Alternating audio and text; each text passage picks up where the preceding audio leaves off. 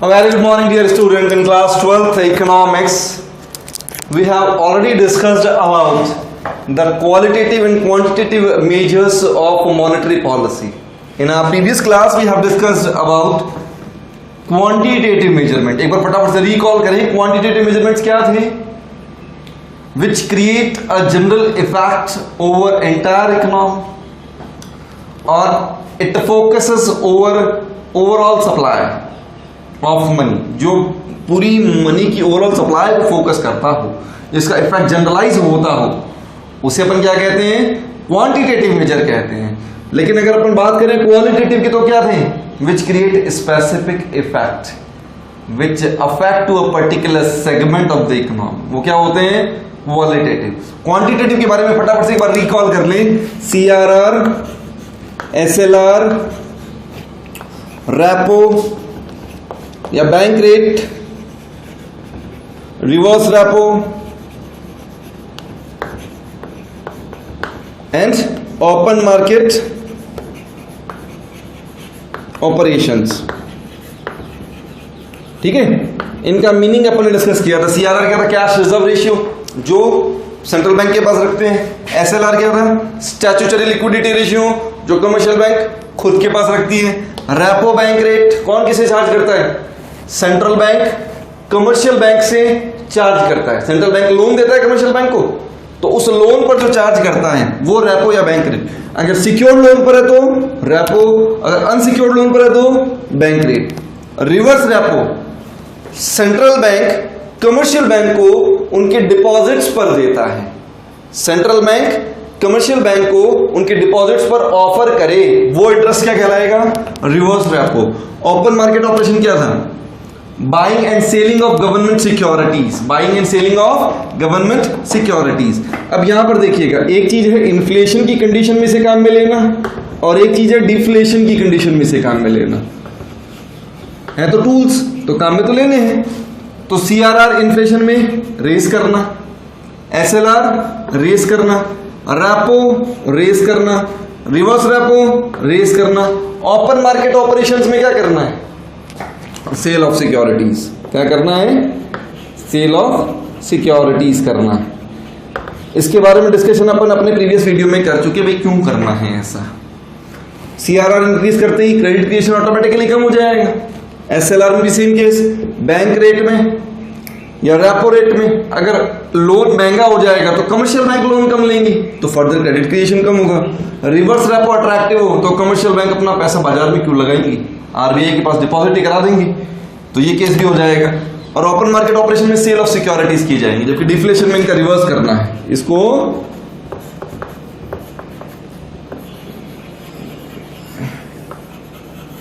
Buying of securities. ठीक है, ये एक आप जनरल टेबल अपने पास बना करके रख सकते हैं सिंबॉलिकली. इजी टू अंडरस्टैंड है, आपको समझ में रहेगा इससे.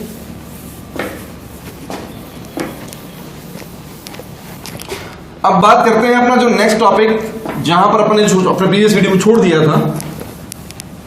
क्वांटिटेटिव हो चुके थे, क्वालिटेटिव बच रहे थे. क्या बच रहे थे? Qualitative instruments.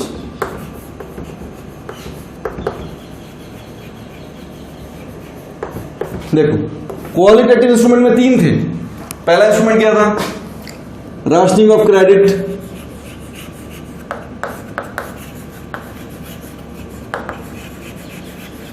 देखो, राशनिंग ऑफ क्रेडिट का सीधा सीधा मतलब ये है, credit quotas to the different segment of the societies. Credit quotas to the different segment of the society. तो ये क्या कहलाता है? क्रेडिट राशनिंग कहलाता है. अब अपन कहें कि भैया जब भी गवर्नमेंट का बजट आता है तो बजट में क्या करती है गवर्नमेंट? प्राइमरी सेक्टर का बजट अलग देती है, सेकेंडरी सेक्टर का अलग आता है, आपके टर्शियरी सेक्टर का अलग होता है.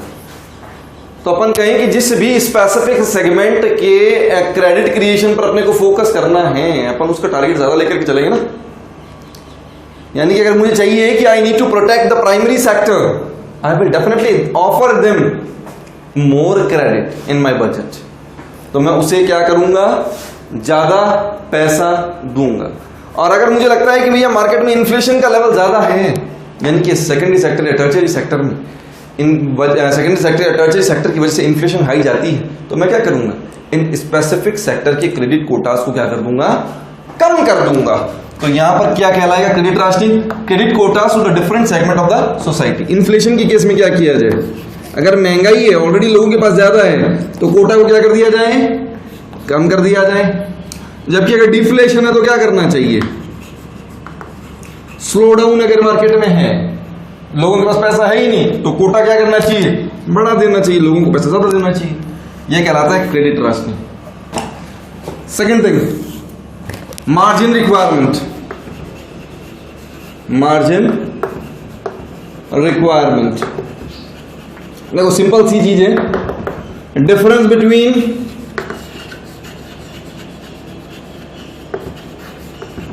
The loan amount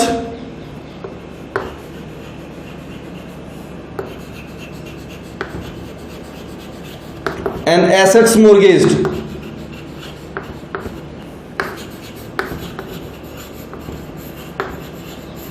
assets mortgage, जो असेट आपके पास में गिरवी रखी गई, उस असेट के अगेंस्ट में आपने लोन कितना दिया है।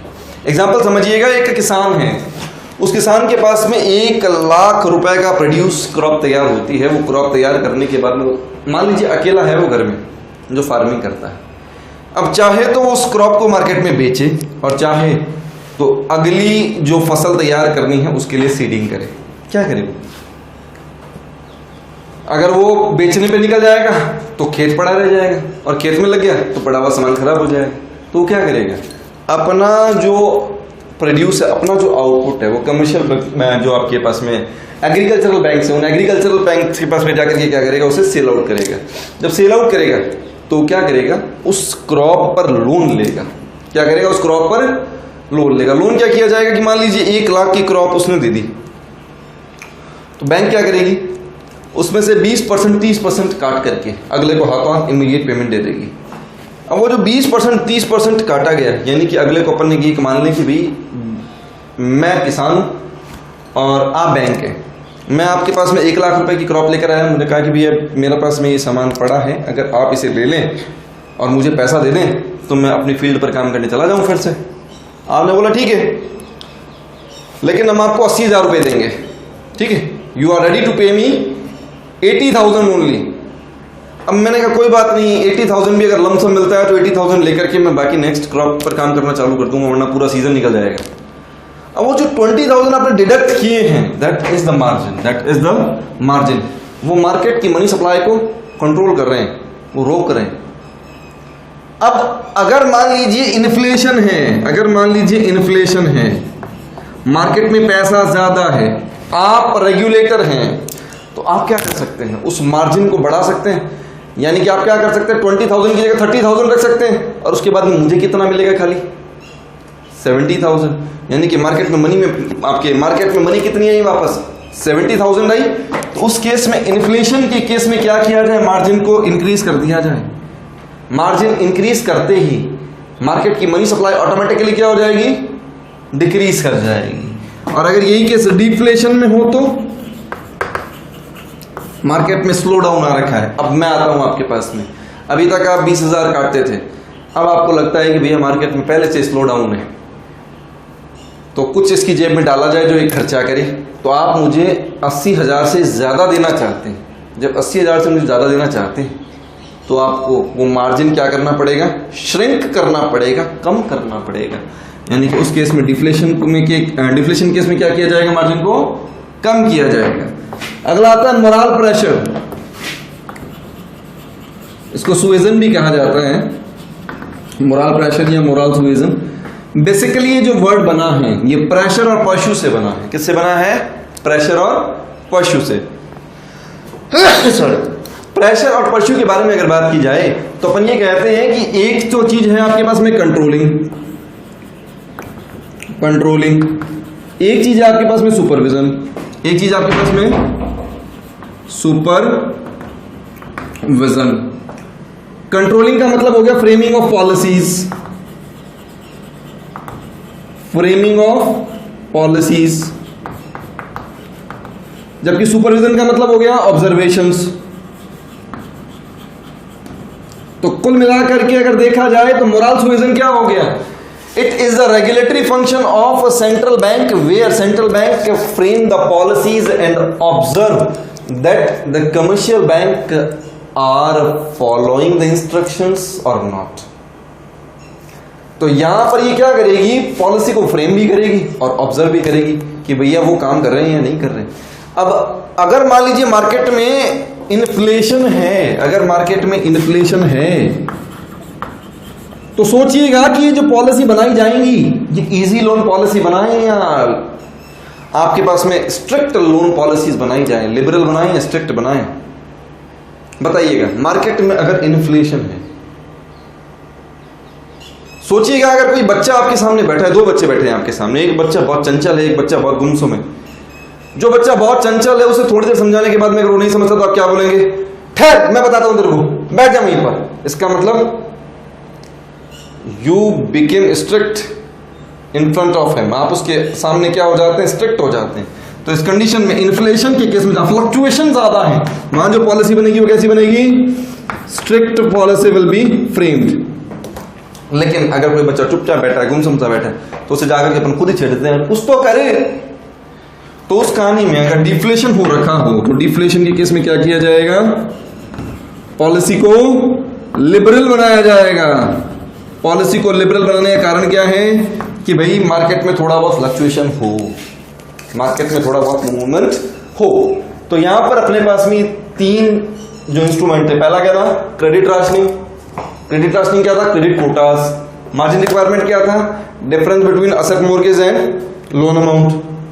मोरल सुएजन क्या था? Pressure and pursue. और इनके इफेक्ट, इन्फ्लेशन के केस में क्या करना है? क्रेडिट कोटास को, क्रेडिट को कम कर दें क्योंकि मार्केट में पैसा ज्यादा है तो कोटा को कम कर दें, और डिफ्लेशन के केस में इस लिमिट को बढ़ा दें। मार्जिन रिक्वायरमेंट, मार्जिन वो है जो पैसा काटा जाता है, काट करके अपन रोकते हैं, उसे कहते हैं मार्जिन। अब अगर मार्केट में इन्फ्लेशन तो ज्यादा काट लें यानी कि मार्जिन को इंक्रीज कर दें, और मार्केट में अगर डिफ्लेशन है तो अपन खुद कम काट लें यानी कि मार्जिन को डिक्रीज कर दें। मोरल सुएजन यानी कि पॉलिसी को आप या तो स्ट्रिक्ट बनाएं या लिबरल बनाएं। अगर मार्केट में इन्फ्लेशन है तो स्ट्रिक्ट बनाएं, और मार्केट में अगर स्लो डाउन है तो पॉलिसी को लिबरल बनाया जाए। यहां पर हमारे पास में हमारी सेकंड यूनिट पे कंप्लीट हो जाती है। इसके क्वेश्चंस आपको भेज दिए जाएंगे। Hoping that you all have covered the topic discussed in our videos. Wish you all the very, very best. We'll come with the next topic in our next class. Thank you. Have a good day.